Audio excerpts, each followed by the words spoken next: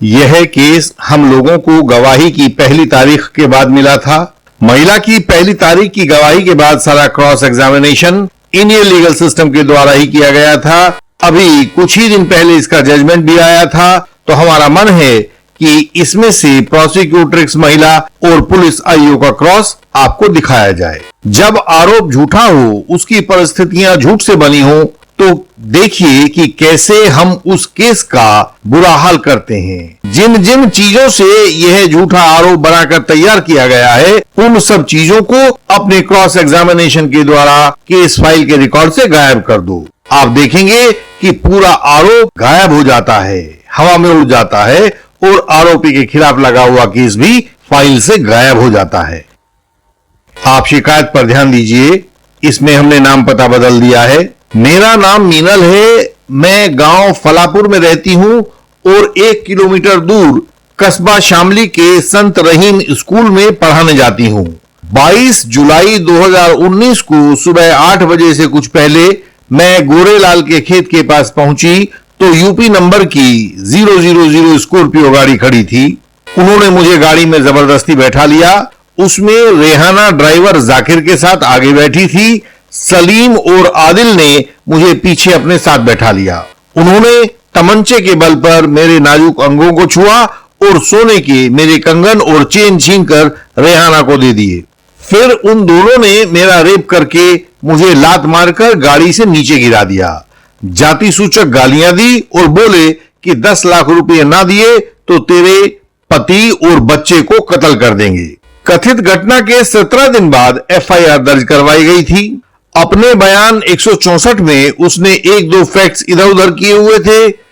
पिछली तारीख पर वकील साहब ने महिला का क्रॉस शुरू कर दिया था। वही परंपरागत सवाल पूछे गए थे कि मेरा कहना है कि आरोपियों ने अपनी गाड़ी को आपके आगे नहीं रोका था, और महिला ने कहा कि आरोपियों ने गाड़ी रोकी थी, हर सजेशन को मना किया गया था और आरोपी सलीम और आदिल बुरी तरह से भयभीत हो चुके थे।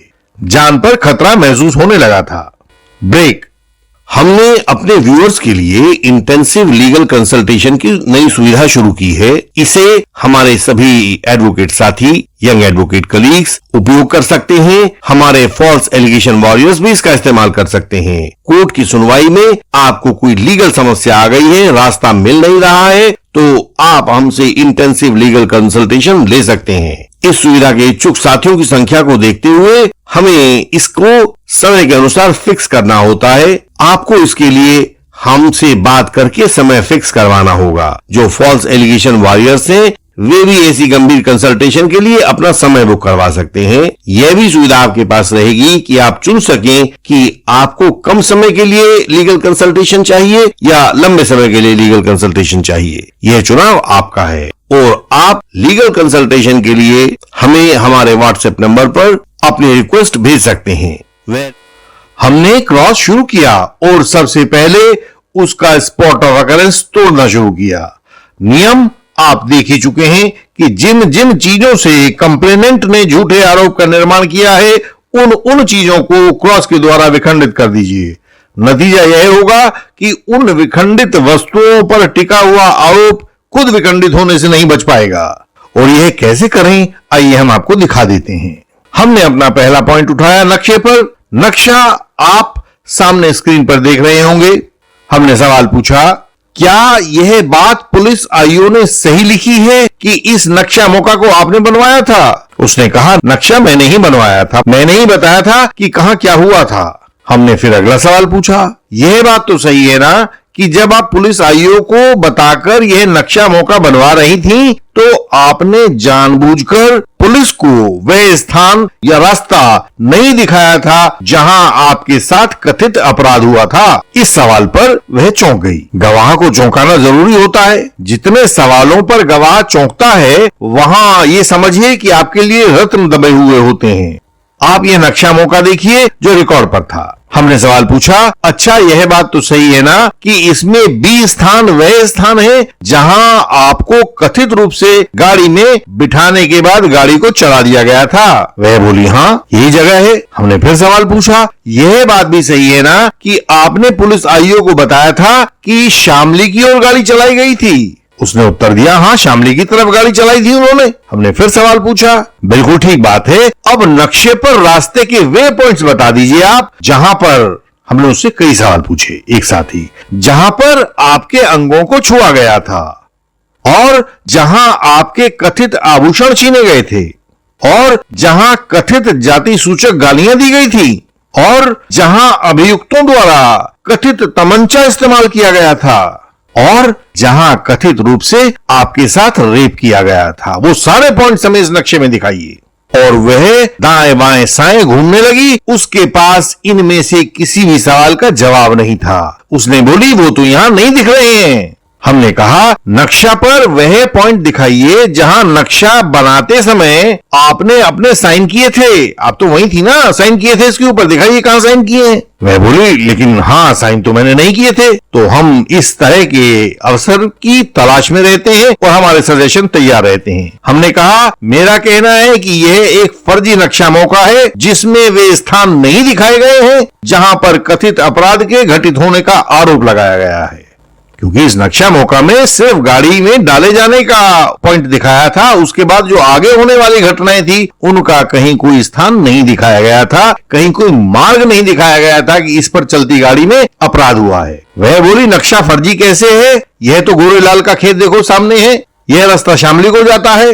परंतु ये बेकार की बातें हैं, इनको तो कान से सुनो भी मत, सुनते हो तो गवाह सिर पे चढ़ने लगता है। हमने सवाल पूछा, मेरा कहना है कि आप झूठ बोल रही हैं कि यह नक्शा आपने बनवाया था, क्योंकि इस पर कहीं भी आपके दस्तखत नहीं है, इसलिए आपने नहीं बनवाया। वह बोली, मैं बनवाऊं ना बनवाऊं, दस्तखत करूं ना करूं, पर नक्शा तो सही है ना। हमने सवाल पूछा, मेरा कहना है कि यह एक फर्जी नक्शा मौका है जिसे आपने और पुलिस अधिकारियों ने आरोपी को केस में झूठे रूप से फंसाने के लिए तैयार किया है। वह बोली, आप कहते हैं कहते रहें, आपके कहने से हम थोड़े ही मान लेंगे।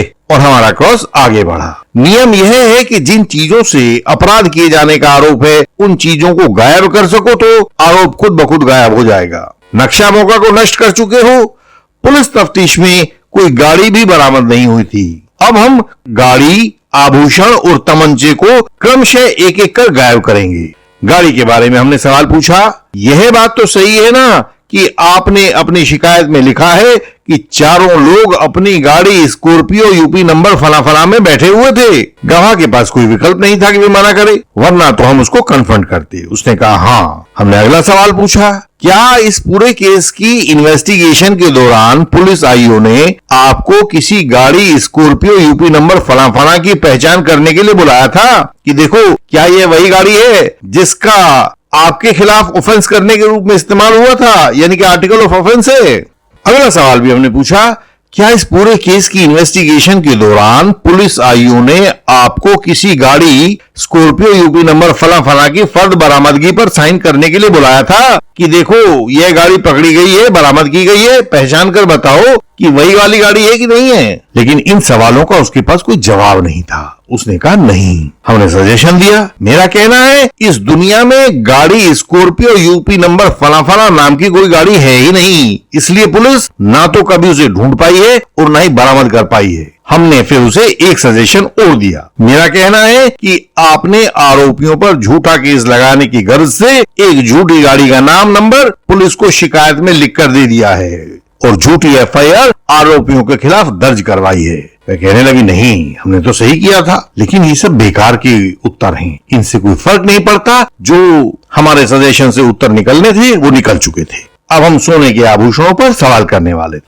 नियम है कि झूठी वस्तु की विशेषताएं पूछो, गवाह उनमें फंस जाएगा या उल जरूर बयान देगा जिसको कोर्ट पकड़ देगा। हमने सवाल पूछा, क्या यह बात सही है कि पूरी इन्वेस्टिगेशन के दौरान आपने पुलिस आईओ को कभी भी यह नहीं बताया कि किसी भी छीनी गई सोने की वस्तु का क्या वजन था, कब खरीदी थी, किस सुनार से खरीदी थी, किस भाव से खरीदी थी, क्योंकि सोने का भाव बदलता रहता है। उसने कहा हाँ, बिल्कुल नहीं बताया, क्योंकि पूछा नहीं मुझसे। हमने अगला सवाल पूछा, क्या यह बात सही है कि पूरी इन्वेस्टिगेशन के दौरान आपने पुलिस आईओ को किसी भी छीनी गई सोने की वस्तु का बिल, इनवॉइस, कैश मेमो वगैरह नहीं दिखाया था कि कोई ऐसी वस्तु कभी आपके पास थी भी या नहीं थी? तो उसने कहा हाँ, जब उन्होंने नहीं मांगा तो उन्होंने नहीं दिखाया। हमने सजेशन दिया। मेरा कहना है कि सोने की उपरोक्त आरोपित रूप से छीनी जाने वाली वस्तुएं काल्पनिक वस्तुएं हैं जो आपके पास कभी थी ही नहीं, इसलिए आप उनका कोई बिल, इनवॉइस, कैश मेमो वगैरह पुलिस को पेश नहीं कर सकी हैं।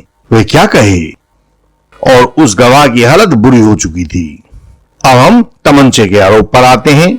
हमने उससे सवाल पूछा, यह बात तो सही है ना कि आपने अपनी शिकायत में आरोपियों के हाथों से किसी तमंचे के होने की बात नहीं कही थी, तमंचा शब्द प्रयोग नहीं किया गया था। हमने दूसरा सवाल पूछा, यह बात भी सही है ना कि आपने अपने बयान 164 में भी आरोपियों के पास किसी किस्म के हथियार होने की बात नहीं कही थी। ये दोनों देख लीजिए आप। और वह बिल्कुल पत्थर का बुत बनी उनको देखती रही, क्योंकि वहां ये सब बातें नहीं लिखी हुई थी। फिर अगला सवाल हमने पूछा, यह बात तो सही है ना कि आपने जिस तमंचे के बल पर आरोपियों द्वारा आपके नाजुक अंगों को छूने की कोशिश की बात बताई है, उस तमंचे को पुलिस ने पूरी इन्वेस्टिगेशन के दौरान कभी भी न ढूंढ सकी है और न बरामद कर सकी है। उसने कहा ये तो पुलिस की कमी है। तो हमने अगला सवाल पूछ लिया। हमने कहा मेरा कहना है कि उस तमंचे को पुलिस आयु पूरी इन्वेस्टिगेशन के दौरान इसलिए नहीं ढूंढ पाई है क्योंकि वह भी गाड़ी स्कॉर्पियो यूपी नंबर फला फला व सोने के आभूषण की तरह एक काल्पनिक नाम है जो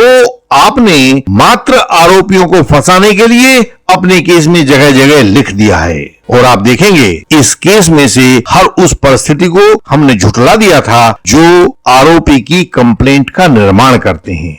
कंप्लेंट को हमने खंड खंड करके उसे झूठा साबित कर दिया था।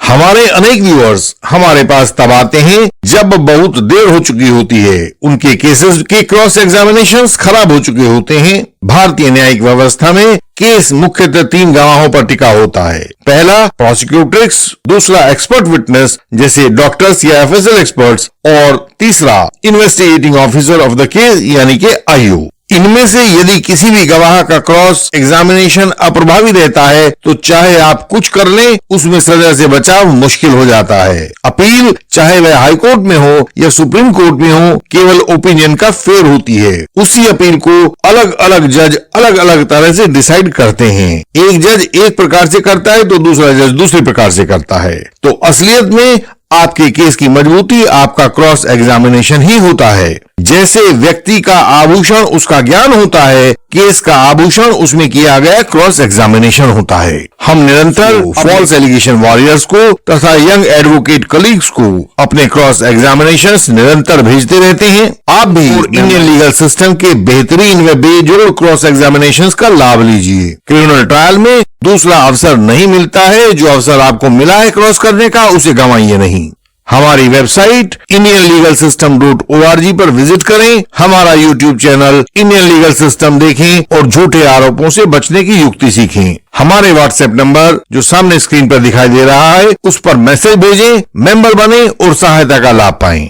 आपसे अगली वीडियोस में फिर मुलाकात होगी, तब तक के लिए प्रणाम।